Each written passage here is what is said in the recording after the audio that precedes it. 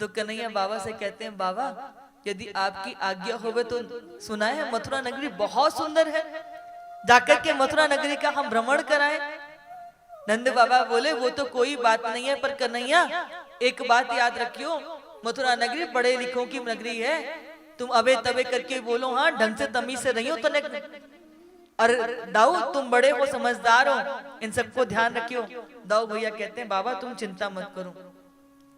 अब कन्हैया अपने सखाओं के साथ आज मथुरा नगरी का भ्रमण करने के लिए निकल गए।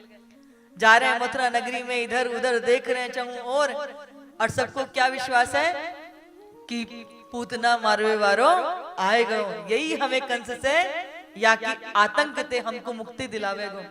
आज सब कन्हैया के ऊपर झरोकों से पुष्प जो है ऊपर से भगवान के ऊपर पुष्प डाल रहे हैं, सब प्रसन्न हो रहे हैं।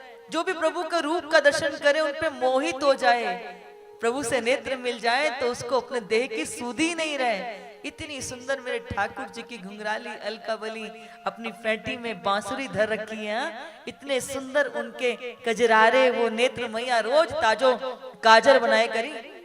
हमने तो पीछे की बात छोड़ दो, हमने तो अपनी माँ को देखा था, वो घी का रात में दीपक पे काजल बना करके, और हम स्कूल जब पढ़ने जाते थे तो ऐसे और आंखों में काजल नहीं रखवाते थे, रुमड़ जाते, समझ जाते थे कि अब काजल लगने वाला, उसी से पहले भय भय करना शुरू कर देते थे।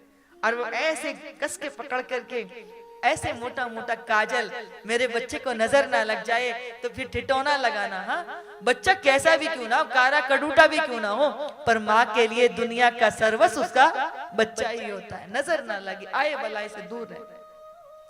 तो कन्हैया की आंखों में मोटा मोटा सुंदर सा काजल, इतने सुंदर उनका स्वरूप, जो देखे सो बलिहार हो जावे। कन्हैया सखाओं के साथ जा रहे हैं तो सखा बोल रहे हैं, भैया देखियो सबने कैसे सुंदर सुंदर वस्त्र पहन रखे हैं और हम तो कैसे लग रहे हैं इनके सम्मुख।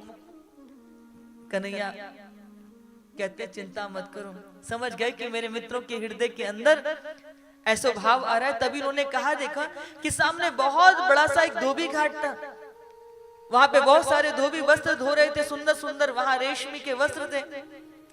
कन्हैया चले गए, बोले मामा जी तनिक कुछ वस्त्र हमारे मित्रों को भी पहना दीजिए, क्योंकि सारे जो इनके मित्र थे विपन्न थे, किसी ने धोती पहन रखी है तो किसी ने खाली लंगोट पहन रखी थी, किसी ने कंधे पे वस्त्र डाल रखा है तो किसी की धोती कई जगह से फटी हुई थी।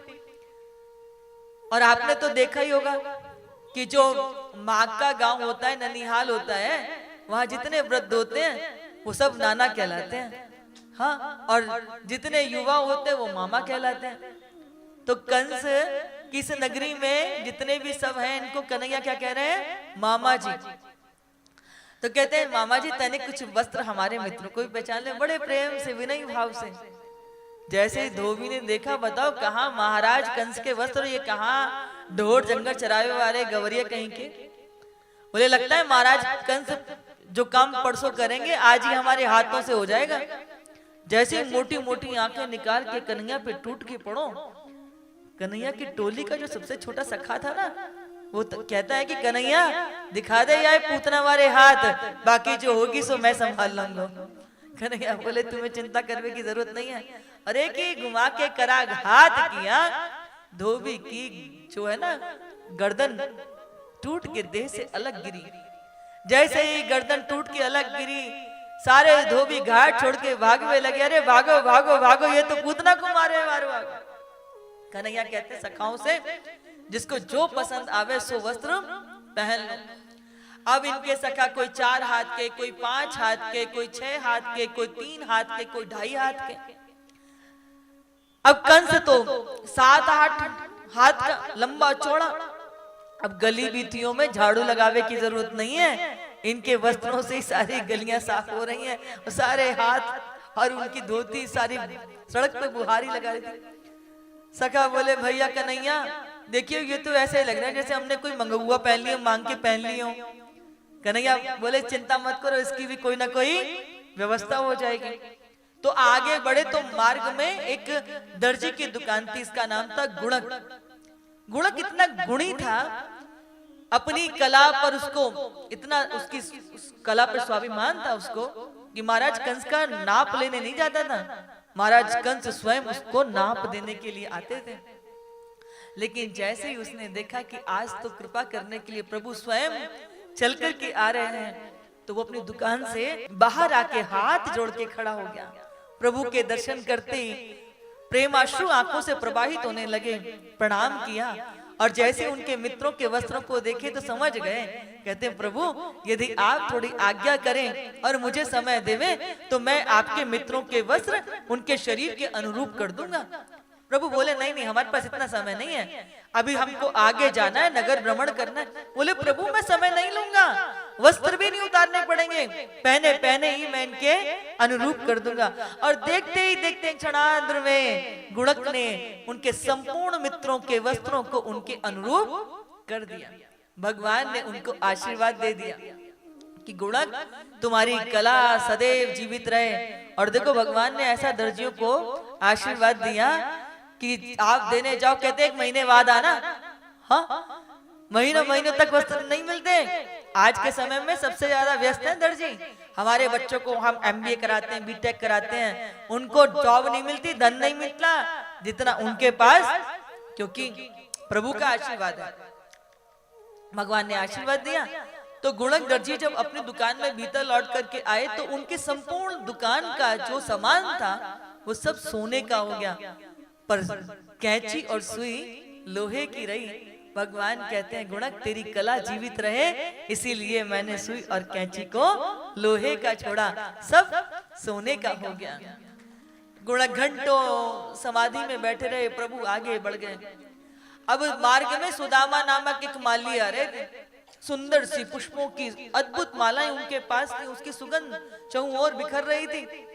जैसे ही भगवान का दर्शन किया तो कहते हैं कि महाराज कंस को बहुत माला पहनाई, पर आज ये माला कंस के लिए नहीं, आज ये माला तो मैं आपके कंठ में धारण कराना चाहता हूँ। प्रभु मेरी इस सेवा को स्वीकार कीजिए। भगवान उस माली के सम्मुख अपने शीश को झुका करके खड़े हो गए और सुदामा ने मेरे प्रभु को इतनी सुंदर सी माला पहनाई और भगवान के सारे सखाओं को भी माला पहनाई। अब वस्त्र सुंदर हो गए, कंठ में माला पहन रखी है, गली बीतियों में ऐसे चल रहे हैं कि यही किसी देश के राजा हो मैं। अब तो ऐसे मटकते चटकते उछलते कूदते गलियों में जा रहे हैं। तभी क्या हुआ, इतनी सुंदर सुवास चहुं और उठ रही थी, इतनी सुंदर सुगंध ये कहां से आ रही है। सब इधर उधर देखने लगे। तभी कहा देखा कि दूर से एक स्त्री आ रही थी, उसका पूरा शरीर जो था वो 3 जगह से मुड़ा हुआ था, कुबड़ निकला हुआ था उसको।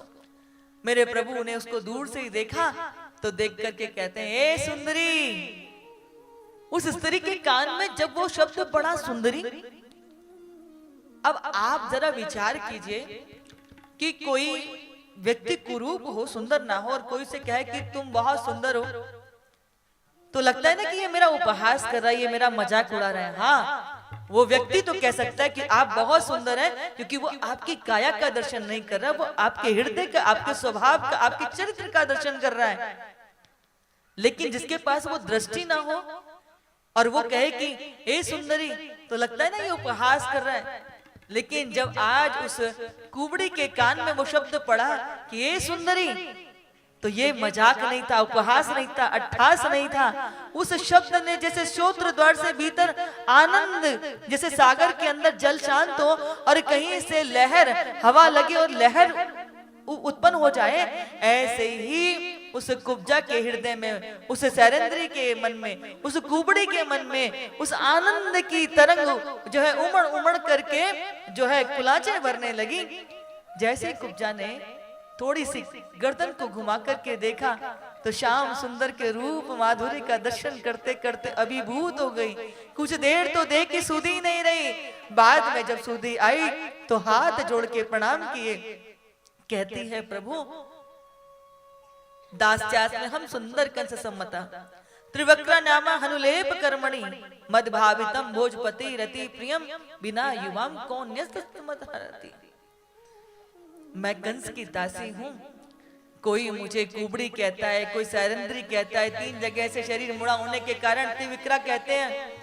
रोज महाराज कंस के लिए पराग बना के ले के जाती हूँ। मेरे हाथ का चंदन भोजराज महाराज कंस को बहुत प्रिय है, पर यदि आप कृपा कर दे तो आज आपको ये पराग लगा करके मैं अपने आप को धन्य समझूंगी।